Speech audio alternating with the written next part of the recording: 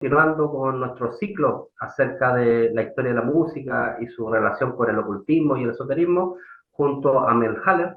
Vamos a, en esta ocasión, a tratar lo que dice relación con el siglo XX, especialmente con ciertos movimientos espirituales y culturales muy interesantes como la teosofía, la antroposofía e incluso el cuarto camino. Hola Mel Haller, ¿cómo estás? Un gusto tenerte otra vez acá. Hola Sergio, estoy muy bien, gracias por la invitación y el espacio nuevamente. Saludos a tus seguidores, tu canal. Y claro, como tú bien dices, ya está nuestra, de hecho, cuarta y ya final sesión o charla sobre esta historia oculta de la música, los aspectos místicos, quizá con algunos datos, digamos, anecdóticos de ciertos compositores. Así que esta sería la última parte de de nuestro ciclo de conversaciones. Ahí ya aparece, ¿cierto?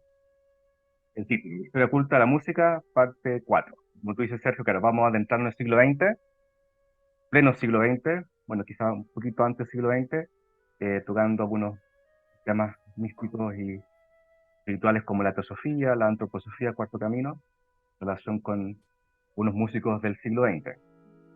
Así que ojalá les guste esta última parte. Como siempre he dicho, esto es un acercamiento bien simple, súper simplificado de este aspecto oculto de la música, eh, porque es mucha información, ¿cierto? Que no podemos abarcar en una conversación de media hora. Pero un acercamiento que vamos a hacer para todos tus seguidores y la gente que le interesa la música y los aspectos de la música.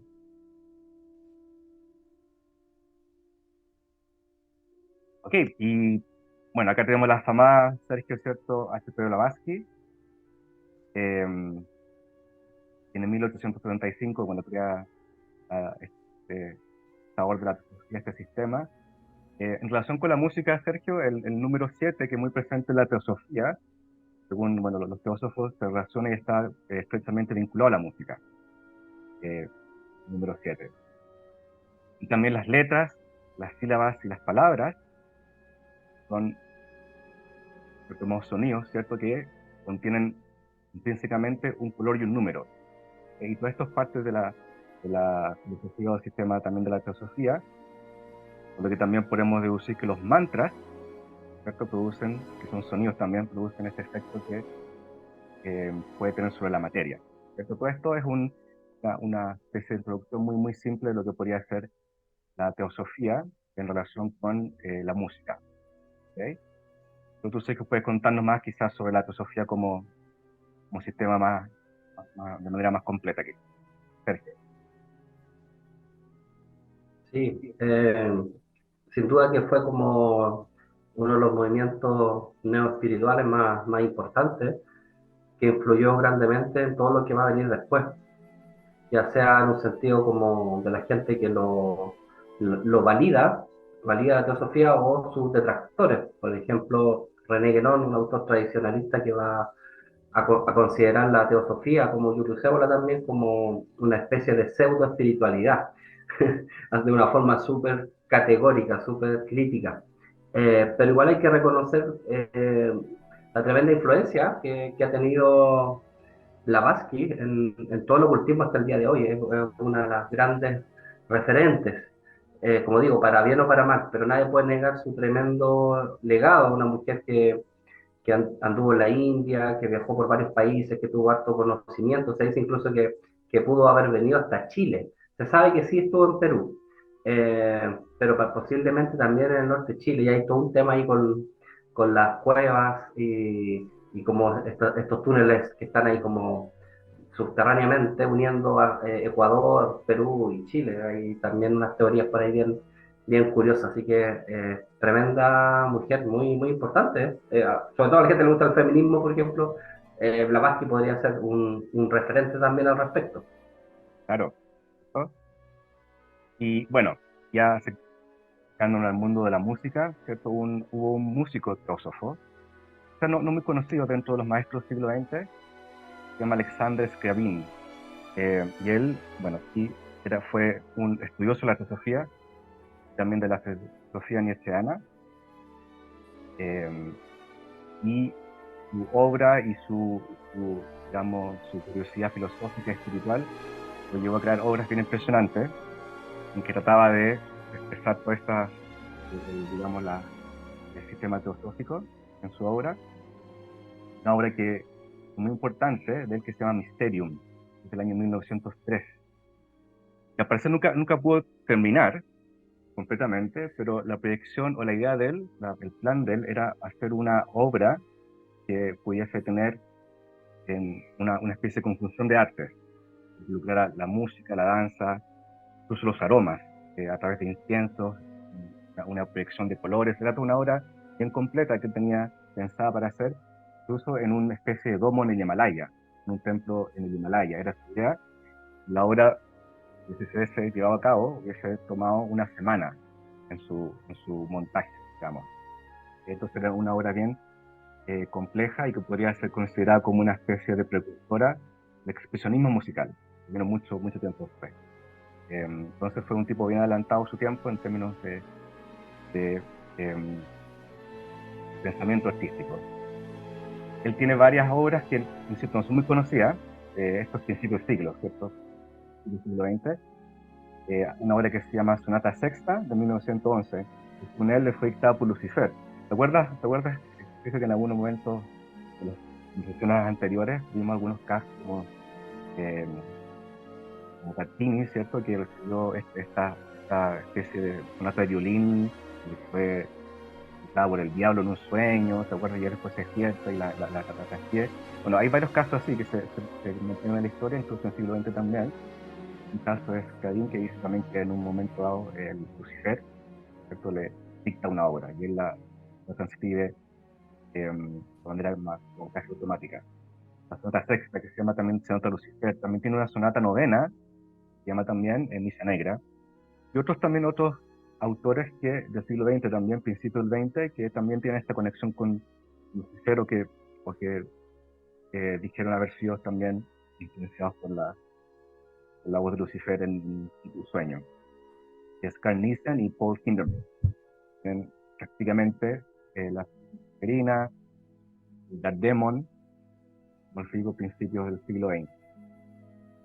Interesante Screaming. La obra Mysterium pueden escucharla en un extracto en YouTube, es bien increíble. También en términos musicales, complejidad bien impresionante. Aquí que también hablamos, Sergio, ¿cierto? Anteriormente, por ahí en nuestra conversación, Y de Debussy, ¿cierto? Que fue parte de estas veladas de fines del siglo XIX, perdón, claro, fines del siglo XIX, principios del XX, ¿cierto? Estas veladas, ¿cierto? En París, donde se conjugaban varios artistas famosos de la época, estos cabarets, ciertos fumadores de opio, de principios del siglo, finales del siglo XIX, en que se realizaban estas veladas, ¿cierto? Y se cree que la velada puede ser un término que puede significar algo así como culto por un velo. De ahí puede venir el concepto de velada. Se mezclaban todas estas artes, como música, poesía, etcétera. Un amigo de Debussy fue Verlaine, ¿cierto? Y a través de él se dice que quizás conoció a Víctor Hugo también, en estas reuniones, que en ese momento, principio del siglo XX, era quizás el líder del Teatro de Sion, Víctor Hugo. Esta orden, ¿cierto?, tan legendaria, de la cual fue parte, se hizo también en su momento Da Vinci, Newton, ¿cierto? Y que eran estos artistas o intelectuales que andaban en busca del grial, ¿cierto? O términos más concretos de la estirpe real de Jesús, que era un poco lo que representaba el grial para ellos, a estos son miembros del Teatro de Sion. Y bueno, Debussy, que es un músico, obviamente, fue eventualmente también, se dice, líder de la Orden del Teatro de Sion, por varios años, hasta que llegó el cineasta Jean Cocteau, que lo reemplaza eventualmente. Así que esto también es parte interesante de esta mística, de estas reuniones, ¿cierto? Estas sociedades que se producían a principios del siglo XX, especialmente en París, ¿recuerdas? Fines del XIX, como digo, principios del XX. Interesante, esto de las veladas parisinas. recuerdo que Debussy participó en una especie de salón Rosacruz que hubo en Francia también. Claro, siempre, claro, que se conecta también con con ese momento también de París del siglo XIX, siglo XVIII también. Entonces, bueno, obviamente recomiendo escuchar a Debussy, es un gran maestro de la música del siglo XX. Otro gran maestro también del siglo XX es Schoenberg, ¿cierto? Que si bien es cierto no perteneció a ninguna orden, ningún tipo de sociedad, se caracterizó precisamente por haber, en cierto modo, reconstruido el lenguaje musical tonal, digamos el lenguaje musical común y corriente. Entonces él inserta todo lo que es atonal, digamos, lo opuesto, disonancia, etc. La música un poquito más experimental del siglo XX y se deriva de las matemáticas, porque entonces hace una conexión con la composición musical en las matemáticas, utilizando algo que se llama el dodecafonismo. El dodecafonismo es el uso todos los tonos entre un si, perdón, entre un do y un si. Entre un do y un si, ahí realmente se ocupaban los siete notas, digamos, fundamentales, y componían en base a una nota de pie. O sea, en base a una nota se desarrollaba toda una composición. A través del dodecafonismo, Schoenberg, algunos anteriormente también, lo que hacen es utilizar todos los tonos entre medios de las notas, entre el y el. Entonces produce esta sensación más de disonancia también, un poco más agradable, más mental, muy propia también del siglo XX, pues, primera mitad del siglo XX, y se propone a través del decafonismo usar todas las notas como notas fundamentales y no solamente una nota en la cual se basa toda la pieza musical. Quizá un poco complicado entenderlo, pero es básicamente hacer el uso de todos los tonos entre medio, lo que hace obviamente una obra mucho más compleja, y también de difícil también apreciación, pues, incluso de crear un poquito de disgusto, angustia. Esto me pareció lo que vimos, ¿te acuerdas también, Sergio? Como estamos en la Edad Media, ¿cierto? Eso del tritono, del tritón del diablo, ¿cierto? Eso se nota, que han producido esta sensación, un poco de rechazo al general de ese tiempo. Tiene una ópera, hombre, que se llama Moisés, bueno, está en alemán esto, Moisés y Aarón, ¿cierto? Y un dato anecdótico, Sergio, es que Schoenberg tenía algo que es como una especie de fobia, ¿cierto? Que se llama discaidecafobia. Discaidecafobia, que no sé si alguna vez lo has escuchado, que es la fobia número 13. Entonces, Schoenberg cuando coloca el título a su obra, su ópera, a Moisés y Aarón, Aarón, que se escribe con doble A, le quita una A, para que el nombre completo de la obra, el título de la ópera, quede en 12 letras y no en 3, producto de esta fobia que él tenía respecto al número 3. Se llama el concepto, la fobia, discaidecafobia. Es difícil memorizarlo, pero esa es la fobia número 3. Nos hemos conectado con la teosofía, obviamente tenemos la antroposofía, el señor, ¿cierto? También muy afamado Rudolf Steiner, crea la antroposofía en 1912, ¿no? Ese se aleja, ¿cierto?, de la teosofía en un momento dado, creando esta nueva sociedad, la antroposófica, incluye el cristianismo, las ciencias naturales, ¿cierto? Y crea lo que también se conoce bastante bien hoy en día, el sistema Waldorf, o de las escuelas Waldorf que todavía existen, de hecho. De hecho, hay escuelas Waldorf a lo largo del país. Y dentro de estas escuelas, este sistema Waldorf, la creación artística es muy importante, porque se toma tanto como terapia del individuo y como formación al mismo tiempo del individuo. Se aplica un concepto griego, asumo, que se conoce como euritmia. ¿Cierto? La euritmia es el equilibrio de todas las artes dentro de una misma obra. Este es un concepto también importante dentro de esta concepción antroposófica del arte. Según Steiner, o sistema antroposófico, el ego del compositor, esto ya es desde la música, el ego del compositor evoca ciertas entidades elementales que hacen que la obra llegue digamos, compositor o digamos, al hecho de plasmarlo en una obra, en una partitura. Entonces el ego funciona en relación con entidades primordiales alrededor nuestro. Entonces hay complicidad entre el ego y el autor, digamos, y estas entidades primordiales. Sergio. Sí, sí, estaba pensando en todo el tema de las influencias que tuvo Steiner. Recordar que por un lado fue un gran lector de Nietzsche, Mm, por otro lado Goethe, que le gustaba mucho. Entonces él quiso fusionar eso, más Blavatsky. Él fue miembro de la Sociedad Teosófica un tiempo y después él se sale y ahí crea su propia Sociedad Antroposófica. Entonces esos son como algunos elementos que me vienen a la mente, aparte todo el tema el trabajo que él hace con los niños, la educación, el tema de la música, el tema de la alquimia, de ciertos remedios también, que hay todo un sistema también de farmacéutica, Veleta, que está mm. influido por Steiner, o sea, también todos estos personajes que hablamos, Blavatsky, no fueron solamente líderes de algún grupo espiritual, sino también influyeron en la sociedad y hoy día uno puede ir a ciertos lugares y se encuentra con colegios, Waldorf, con, no sé, por las farmacéuticas de Steiner. Entonces, influyeron realmente en la sociedad. Eso es interesante. Sí, sí, cierto, muy interesante. Están incrustados en la sociedad, ¿cierto? Como algo, digamos, concreto, no solamente algo tan, tan volátil, ¿cierto? Eh, También dentro del siglo XX, otro gran compositor, ¿cierto? Es Gustav Holst, muy famoso por su obra Los planetas, ¿cierto? Del año 16, 1916. Nuevamente, acá estamos en el siglo XX. Tuvo una influencia bastante marcada de la filosofía hindú, no solo de la filosofía hindú y de la astrología también. Era un astrólogo también bastante consumado. Sobre los planetas, 1916, como les decía, comprende, bueno, estos movimientos que están puestos para cada planeta, ¿cierto? Pero bueno, con los planetas de, digamos, la noción más antigua de los planetas. Y tenemos, claro, a los nombres de los movimientos que están ahí, eh, ojalá puedan verlos, no sé si se puede ver. Marte, portador de la guerra; Venus, portadora de la paz; Mercurio, el mensajero de alado; Júpiter, la dicha; Saturno, portador de la antigüedad; Urano, el mago; Neptuno, el místico, ¿cierto? O sea, es casi claro,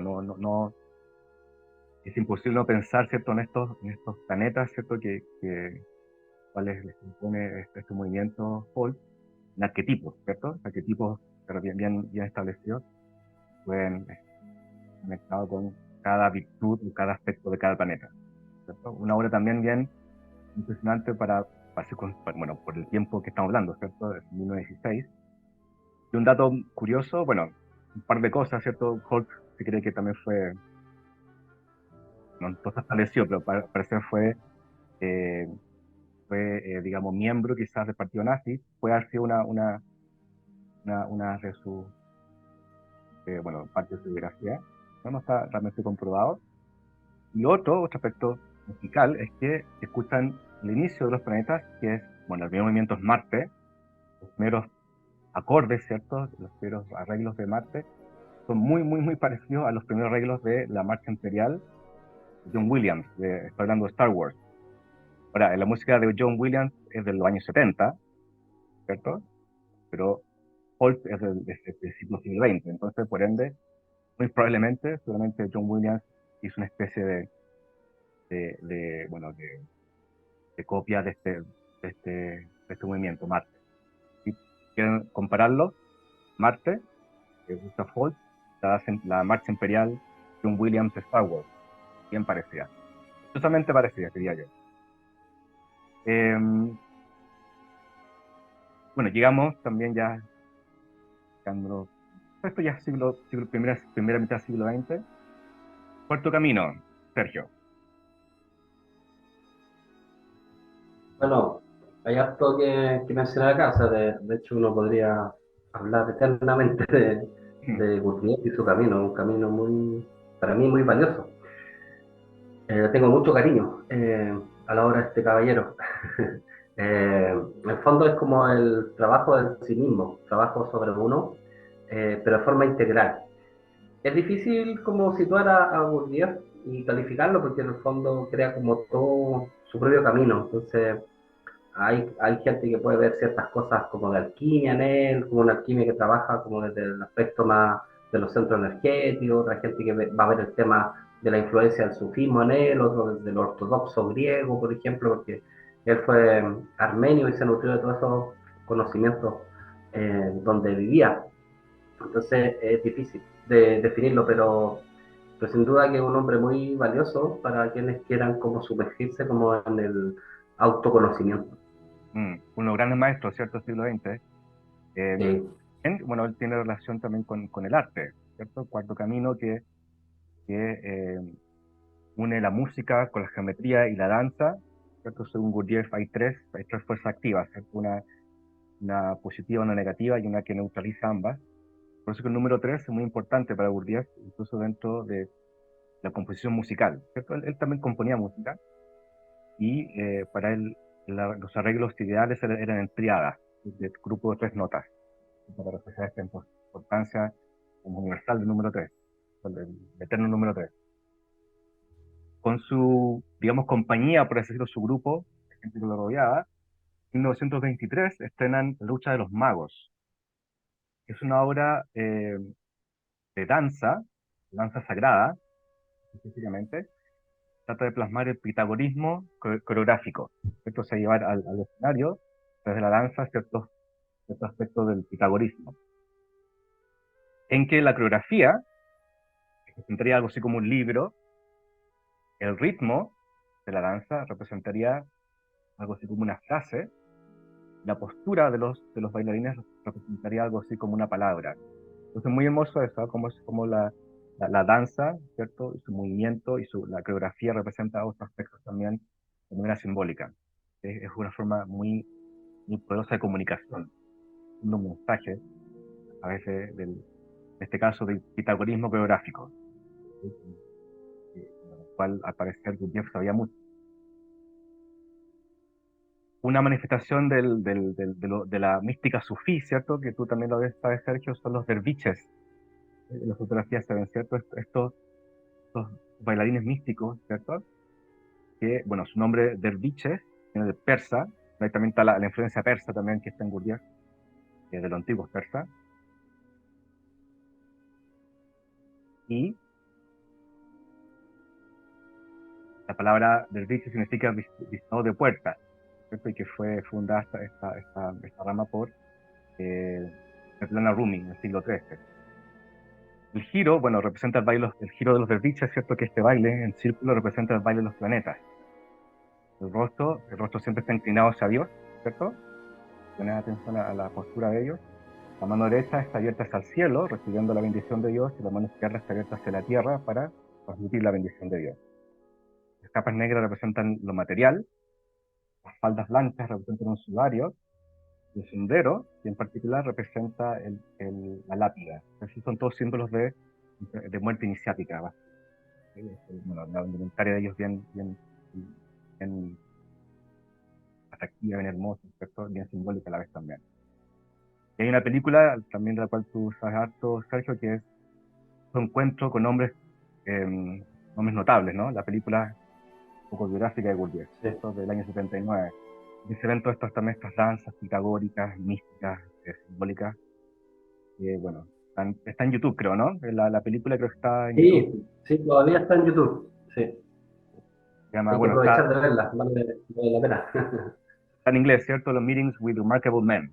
Está ahí en YouTube para que vean un poco también la vida de Gurdjieff a través de su arte.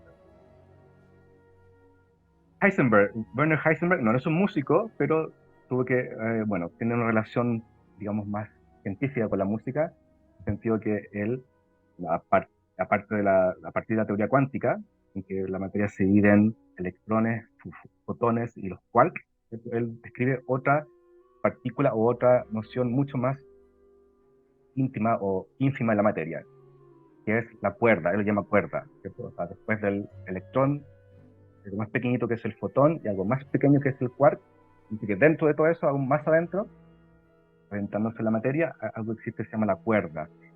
Concepto del año 43, esto es mitad del siglo XX, y la cuerda es una vibración en que existen 11 dimensiones, ¿cierto? Entonces, según la teoría cuántica de Heisenberg, toda la materia estaría hecha de vibraciones, es decir, la realidad sería música, de otro modo.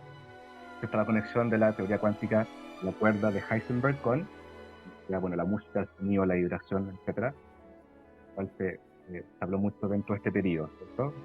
Las 20, los 40, etcétera. John Cage, otro de los maestros del siglo XX, se basó en el I Ching, el libro de los cambios, para hacer su música.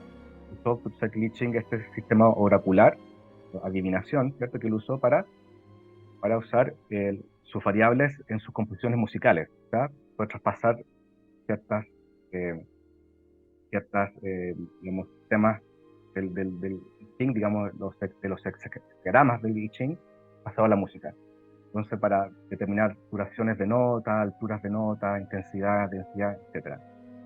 Y pues, es uno de los pensadores de la música experimental también. 1951, la música Los Cambios, para que lo chequen también, basado en el I Ching. Ya mitad del siglo XX, ya la segunda mitad, ¿cierto?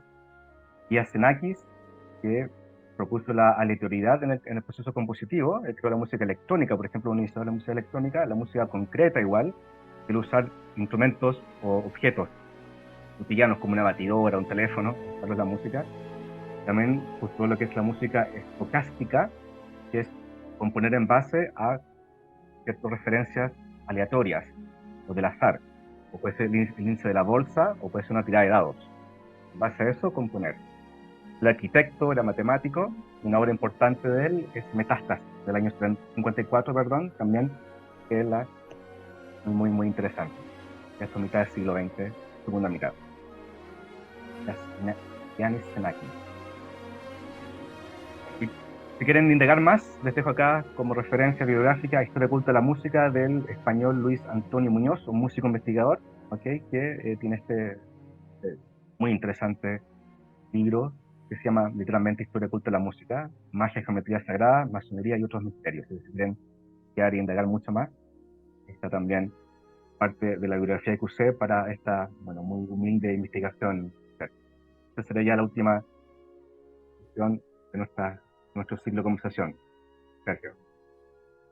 Gracias. Bueno, muchas gracias, Merjales, por favor, por todo este trabajo que desplegaste en 4 partes.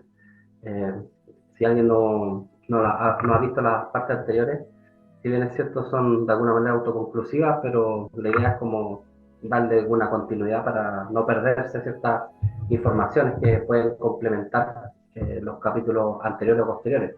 Así que bueno, muchas gracias por tu tiempo. Cuéntanos también de tus proyectos musicales, pues no alcanzamos a hablar hoy día de eso. ¿Qué se viene? ¿Qué salió? ¿Cuáles son las novedades al respecto? Estoy yo personalmente más que nada promocionando mi último trabajo, La Stal, junto con un coro de cámara. Es una mezcla de metal sinfónico con música neoclásica oscura, lo que a mí me gusta. Estoy promocionando más que nada, bueno, mi canal de YouTube también, para que sigan ahí en Spotify o mi canal de YouTube, el Haller. El Haller lo encuentran en Spotify, les digo, YouTube, Instagram también. Estoy compartiendo todo mi trabajo, mi último trabajo principalmente, y promocionando esa obra que está basada, la Stal, que está basada en los tipos del autoconocimiento. Así que para los que les gusta la música, a la vez el ocultismo y no, el misticismo, la espiritualidad en general, les puede interesar bastante y les puede gustar harto ese trabajo. Les invito a escuchar el Haller, Spotify, YouTube, en todas las plataformas en realidad. Así que muchas gracias, Sergio, por el espacio. Ojalá la gente, sus seguidores, nuestros amigos puedan también, los que les gusta la música, más la música, también poder indagar un poco más respecto a esta conexión, ¿cierto?, entre la música, sobre toda la historia, desde la antigüedad que nosotros estamos hablando, antigüedad, medievo, renacimiento, siglo XVII, XVIII, XIX, siglo XX, los sistemas también espirituales, el ocultismo, la masonería, etc. ¿Sí? En realidad, este estilo contigo, Sergio. Gracias por el espacio y Muchas gracias. a tus Gracias. seguidores también.